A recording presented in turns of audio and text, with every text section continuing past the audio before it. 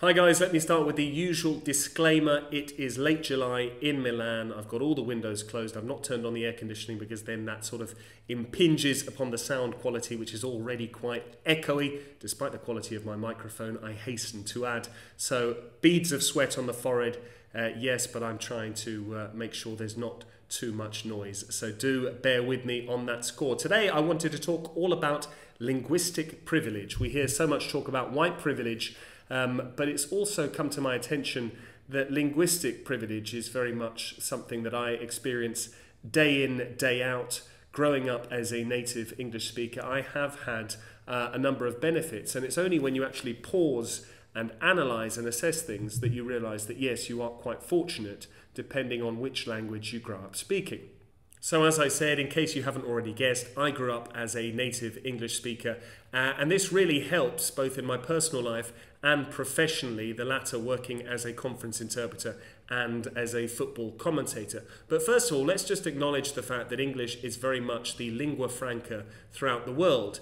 If you're travelling or you're a holiday maker, you can go to a far-flung corner of the globe, and more often than not, if you want to get something done, you're able to communicate with someone from the service industry in English. And this is a huge advantage if, like me, you are a native English speaker. Without giving it a second thought, you can take it for granted. I remember a few years ago when I went to Thailand and Indonesia that it was very simple for me. I just spoke my own language. But then I paused to think, and I considered the fact that had I not been English, had English not been my native language, then maybe had I hailed from Slovakia, for instance, then I would have had to have learnt English just to be able to actually go on holiday in another area of the globe where my native language is not spoken. So that's quite an important consideration, I would suggest. Now I'll begin addressing the professional side of things. I'm very fortunate in that I am trying to carve out a career as a football commentator, naturally alongside my other career as a linguist, as a conference interpreter. And I'm very fortunate in that I can live in Italy and yet continue to broadcast in English. It's something that I addressed in another video when I was able to move to Portugal, and one of the key considerations I had in mind, one of the things that I wanted to check before I actually took that flight, packed up my things and moved to Lisbon, was whether or not I could continue to commentate in English. And so it proved, because Benfica at that time had what's called a world feed service, or an international feed service, whereby they provided an English commentary of their matches, which they could then package up and sell on to broadcasters. And these days, world feed services are everywhere you look. If you think of any league in the world of football, more often than not, there is an accompanying international feed service. The Italian world feed is done from Milan. Ligue 1 is done from Paris. There's the Spanish world feed from Barcelona. There's the German world feed from Cologne. More often than not, there is a world feed service. And we're not just talking about the 5 major leagues in terms of European football either.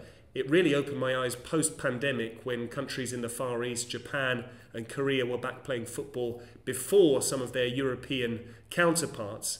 And there it really showed that there are also world feed services on the J League and the K League. There are leagues in Scandinavia. And it's not just domestic football either. International tournaments.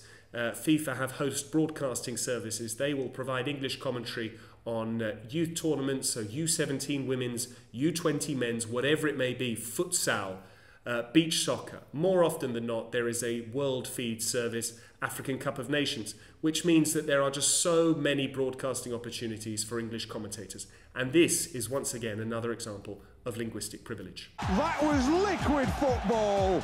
So all that means I've been very fortunate, despite choosing to live on the continent since 2013, first in Milan, latterly in Portugal, now once again in Milan. I have constantly been able to continue to commentate in English. I've never got rusty. Now, from a strategic perspective, it's probably not the best approach in terms of my long-term prospects and trying to really carve out a career as a football commentator, because I would suggest the best place to be is to be in the biggest market where the biggest pool of commentators are, more competition but more opportunities, greater visibility. That would naturally be London. Nevertheless, I'm able to live in Milan for personal and lifestyle reasons and continue to commentate. It really is a huge advantage being able to speak English and having the opportunity to cover Italian football in my native tongue. And now that brings me on to conference interpreting. The English booth is one of the most important booths, if not the most important booth, in international institutions, so be it the UN or the EU. A whole host of other international organisations and institutions will invariably have an English booth because it's such a widely spoken language. In some of the smaller meetings at the EU, English will more often than not be there, because that then allows people that are not necessarily native English speakers that might have English as a second language to still be able to follow along in the meeting, which means, again, more opportunities if you're working in the English booth. This naturally brings benefits because there's obviously greater demand for English interpreters, but there's also more pressure because often you will have more people listening to you, and that therefore there is greater pressure and responsibility on the English booth. Maybe at times the person working into English might even be the pivot, particularly in some of the smaller booths at the European Union that have an English retour, an English B language, and they're working from, I don't know, Bulgarian into English, and none of the other booths necessarily have passive Bulgarian, so they will then just take the English on relay and work from the Bulgarian booth. Then if we look at the private market, English becomes hugely important on the private market depending where you are. So I'm in Italy, and many colleagues have Italian naturally as an A and English as a B language, because those are the requirements of a number of meetings. They are required to work biactively in those meetings between Italian and English. So therefore, it becomes very sought after. It's the must-have B language, the must-have retour language, English. The question is, does everyone actually have it? Now, I must be honest, it's very easy for me to be slightly reticent and to be critical about the standard of non-native speakers English when they're working as conference interpreters, because there is that demand. In order to work, often you need to have an English retour. Whether or not you have it to industry standard and it's usable is very subjective. What's the yardstick? Do you have to take an EU accreditation test? Well, perhaps you're not even invited to do so. Can you join AIC? Well, maybe you're not approved as a part of the International Association of Conference Interpreters.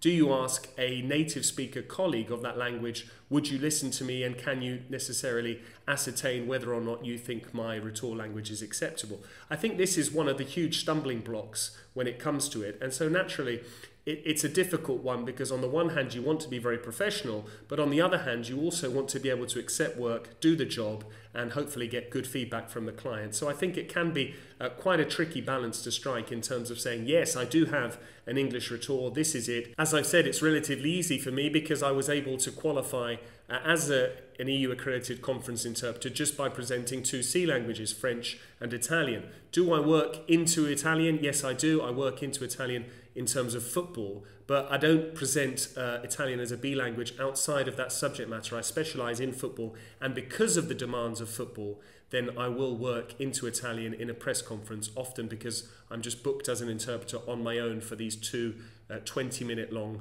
press conferences. Those are the unique demands of that particular sector of the industry. So I think much of this debate boils down to linguistic privilege. If you're privileged and fortunate enough to be an English native speaker, you can often get by and have a very good conference interpreting career, particularly if you want to work institutionally, simply by working into your mother tongue and then just by accumulating and adding C languages, which is easier said than done. Let me tell you, I'm 5 years into my Portuguese and I'm still yet to add it, although fingers crossed, hopefully later on this year.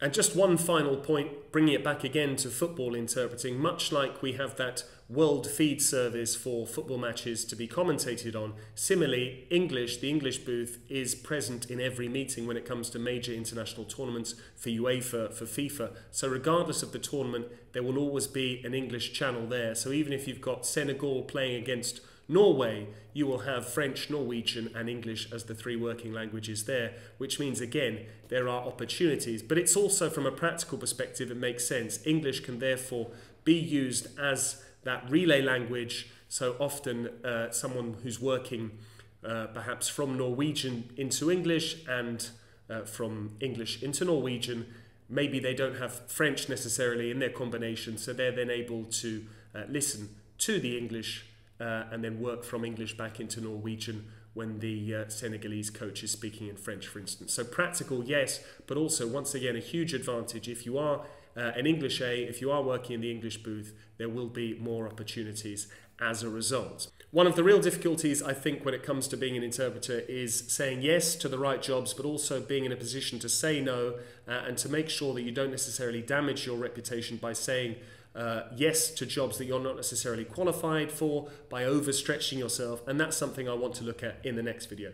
For now though, those are my initial thoughts on linguistic privilege. I do feel very fortunate to be an English native speaker. I try not to abuse that in any way, shape or form, but I'd be very curious to hear your thoughts about it. Are English interpreters inherently more fortunate and more privileged than their foreign counterparts, shall we say? Look forward to hearing your thoughts, guys. I'll see you on the next one. Cheers.